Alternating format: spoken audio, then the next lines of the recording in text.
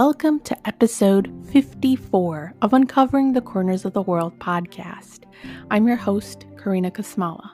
Using research and my personal experiences, where I actually set foot in some of these places, I'll be describing some of the unknown attractions in both the US and around the world.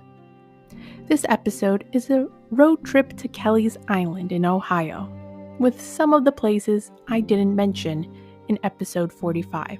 Titled Ohio, Wineries, Crystal Cave, and Glacial Grooves on the Islands.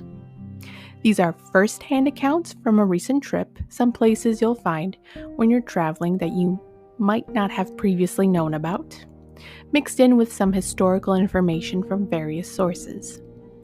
Kelleys Island sits on Lake Erie and measures 4 by 2 miles, or approximately 28 acres. Kelleys Island is about 3.5 miles away from the Marblehead Peninsula. The island may be small, but it's the second largest island on Lake Erie, and there is plenty of places to explore on the island. There is no internet service, and there isn't any cell service on the island, which gives you a chance to enjoy the beauty of nature on Kelleys Island without the distractions.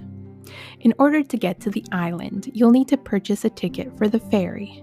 The Kelleys Island Ferry provides ferry service to those traveling by car and those traveling on foot. Once you buy your ticket for the ferry in downtown Marblehead, make sure you grab a map of Kelleys Island. One specific characteristic that I noticed about Kelleys Island is that once you exit the ferry, almost everyone travels by golf cart or bicycle. Near every restaurant or store, you'll see lines of golf carts. Every road takes you to a hidden gem of the island, such as the Kelleys Island Airport or the downtown center of the island.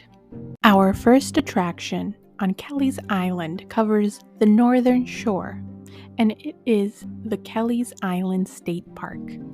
Standing on one edge of the island, you can see in the faint distance another island. That island is most likely Kelleys Island in Canada. There are 3 trails in the state park: the North Shore Alver Loop Trail, the North Pond Nature Preserve, and the East Quarry Trail. On the North Shore Alver Trail, you'll come across grooves in the ground that expose barren limestone or dolomite, giving the appearance of a rugged, cracked earth. The grooves in the limestone were created by glaciers that floated from Canada to Ohio about 18,000 years ago. The Alver in the trail name refers to the rare plants that can be found on the trails, such as the purple flowers called the northern bog violet, or the small vivid yellow flowers called the balsam squawweed. The North Pond Nature Preserve Trail is less rough than the North Shore Alver Loop Trail.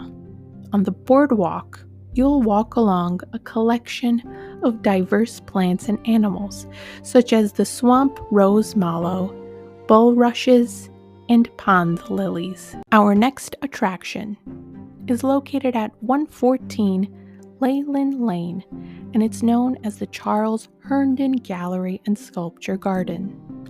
Charles Herndon is an artist, specifically a sculptor, whose art can be found in galleries throughout the United States, from Washington, D.C. to Hawaii. A dirt path cuts through a forest and passes through different sculptures throughout the garden. Herndon's artwork includes tactile stone and metal abstract structures, as well as molded concrete artwork that praise the woman's body.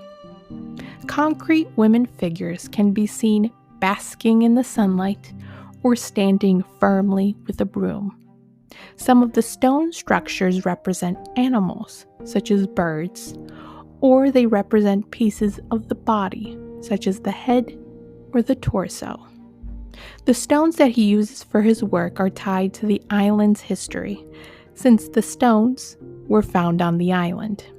He uses hand tools and abrasives to cut through the stone and reform it, to not only craft a new piece, but enhance the natural beauty of the stone itself. Inside the small gallery adjacent to the garden, you'll find more of Herndon's artwork, including sketches of animals and illustrations of geometric shapes.